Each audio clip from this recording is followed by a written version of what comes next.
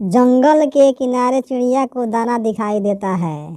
चिड़िया उस दाने के पास आती है। चिड़िया दाना देखकर सोचने लगती है, ये तो लगता है बाजरे का दाना है। चलो इसे आज अपने घर ले चलती हूँ। चिड़िया बाजरे का दाना लेकर अपने घर की ओर चल देती है। चिड़िया दाना लेकर अपने घर आ जाती है।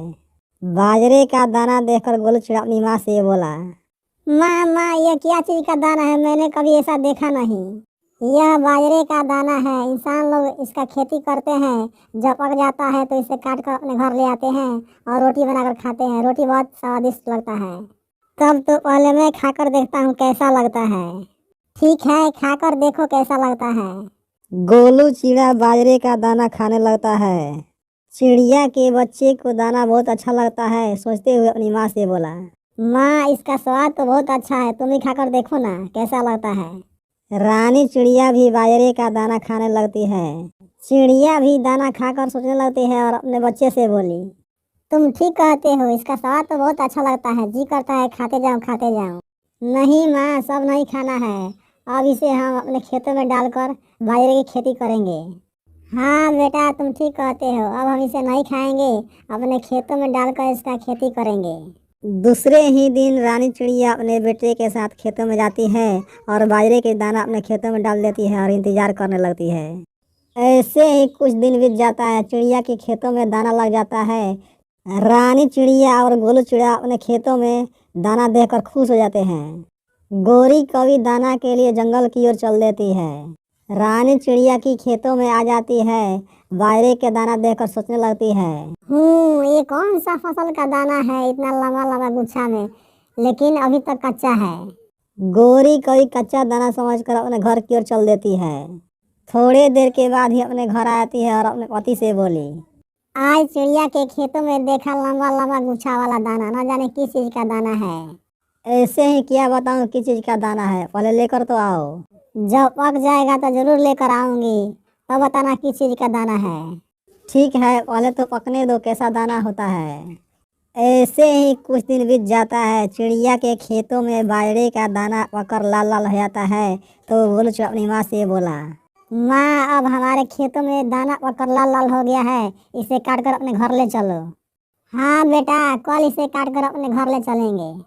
गोरी कवि तोते को रानी चिड़िया खेतों में लेकर आती है और तोते से बोली, तोते तोते ये किस चीज का दाना है, मैंने कभी ऐसा देखा नहीं। गोरी कवि की बातें सुनकर तोता ने बोला, अरे यह बाजरे का दाना है, मेरे मन पसंद का दाना, मैं इसे तोड़कर अपने घर ले जाऊंगा और खूब खाऊंगा।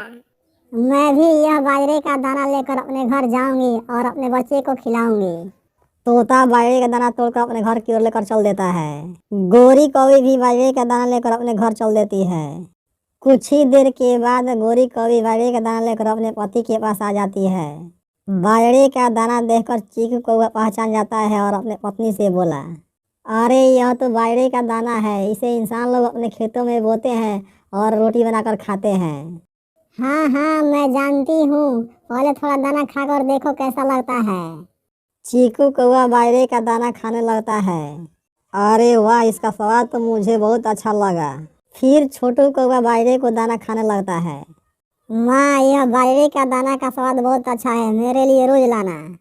तुम चिंता मत करो, मैं तुम्हारे लिए पूरे खेतों का दाना लेकर रख दूंगी। गोरी कवि बैठकर सोचने लगती है, बाजरे का दाना पक गया है, चिड़िया कहीं काट ना ले जाए, मुझे कुछ उपाय सोचना ही पड़ेगा।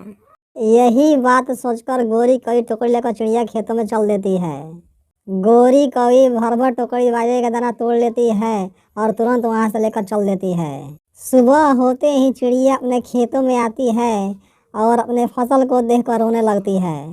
हमने कितना मेहनत से खेती किया था, न जाने हमारा फसल कौन काट कर लेकर चला गया।